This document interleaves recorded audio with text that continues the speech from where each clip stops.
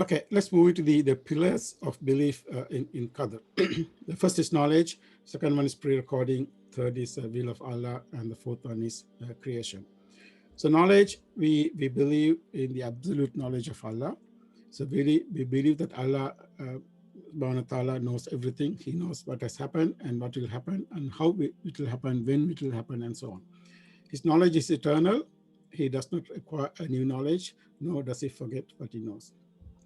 So what this means is he does not acquire new knowledge, is that everything, the entirety of knowledge is with Allah.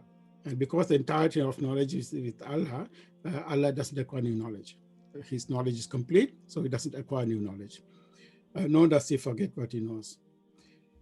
Second aspect is pre-recording. So this pre-recording is what is preserved in Lawh al-Mahfuz, the preserved tablet. So everything is recorded in this tablet, and it is called Lawh al-Mahfuz, a preserved tablet. So Allah says, you do not know that Allah knows what is in the heaven and the earth? Indeed, that is in a record. That's referring to Lawh al-Mahfuz. Indeed, that for Allah is easy. And in Hadith says Abdullah bin Amr bin al-As, who said that Prophet ﷺ said, Allah recorded the measurement of all matters pertaining to creation 50,000 years before he created the heavens and the earth.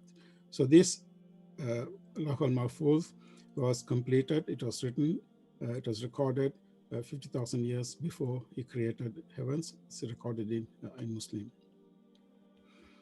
The third one is the will of Allah, the belief that nothing, whatever, whether related to Allah's actions or actions taken by slaves, can occur without his permission. So Allah says, and your Lord creates what he wills and chooses.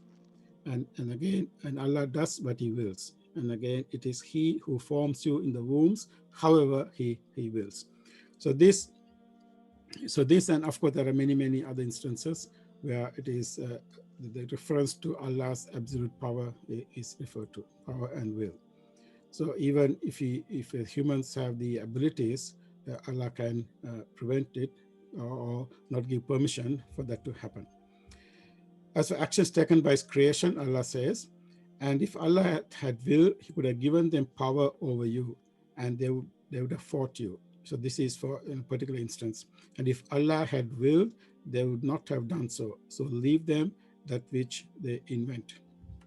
So this is for the kafirs who invent things about Allah. And of course, there are many instances. For example, in Surah, I forgot the name of the surah. He says that they are planning a plan, and I am planning a plan.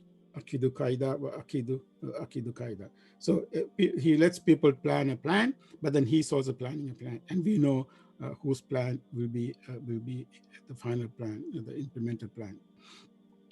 And the last one is creation. So we believe that Allah created all creation. So this is all part of the Qadar. Allah created all creation. So nobody else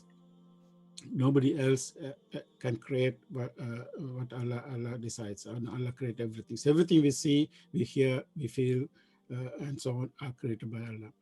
And what the process of attributes and all the actions. So Allah says, Allah is the creator of all things. Okay, absolute, creator of all things. And he is over things, disposer of affairs. And then later I said, he has created each thing and determined it with precise determination. So this is when life is created, its risks, its provisions, and its lifespan are determined, written before the ruh is blown after the ruh is blown into the womb. Well, I created you and that which you do. So it created us and whatever we do. So whatever we do has to be created by Allah. So we can't do anything that is not created, and we cannot do anything for which Allah has not given permission. So this level includes whatever Allah himself does and whatever his creatures do. So that's saying that deed or mission of the people is known to Allah, who has recorded, willed, and created them.